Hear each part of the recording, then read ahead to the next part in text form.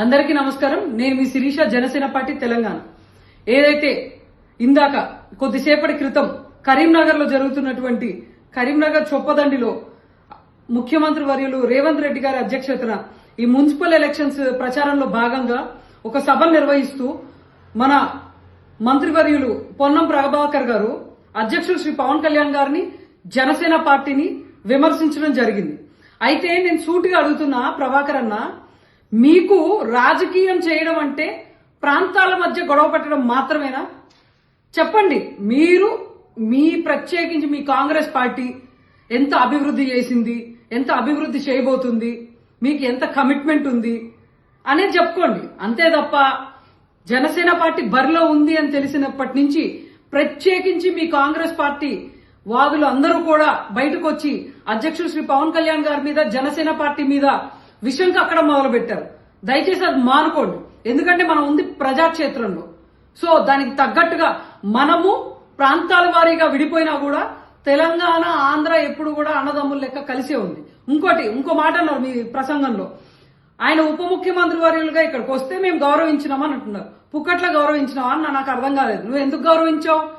దశాబ్దాల తరబడి అదే కరీంనగర్ లో, అదే కొండగట్టులో అంజన్న సన్నిధికి తేవాల్సినటువంటి డెవలప్మెంట్ ఎవరూ తేలేక చేతగాక దద్దమ్మల్లా కూర్చుంటే ఆయన మొదటిసారి ఉప ముఖ్యమంత్రి అవ్వగానే ఆయనకి అపార భక్తితో, తెలంగాణ గడ్డ మీద ప్రేమతో నిధులు తీసుకొచ్చి అక్కడ డెవలప్మెంట్ ప్రోగ్రామ్ చేసిండు.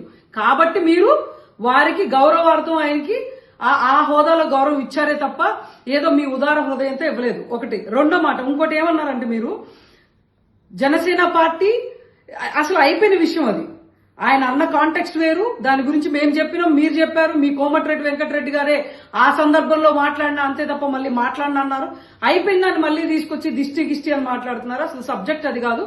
ఫస్ట్ మీరు మాట్లాడే ముందు ఏం మాట్లాడుతున్నారో తెలుసుకుని మొత్తం మాట్లాడండి. మూడోది, ఇంకో మాట ఏమన్నారు మీరు మీ ప్రసంగంలో, అధ్యక్షుడు శ్రీ పవన్ కళ్యాణ్ గారు జనసేన పార్టీ, ఆంధ్ర పార్టీ ఇక్కడ పోటీ చేస్తే ఉద్యమకారులు, తెలంగాణ ప్రజలు ఉపేక్షించరా? ఒక్క ప్రశ్న స్ట్రైట్ గా అడుగుతున్నాను మిమ్మల్ని. మీ కాంగ్రెస్ పార్టీ మొన్న జరిగిన జనరల్ ఎలక్షన్స్ లో ఎంతమంది ఉద్యమకారుల కుటుంబాలకి టికెట్లు ఇచ్చింది?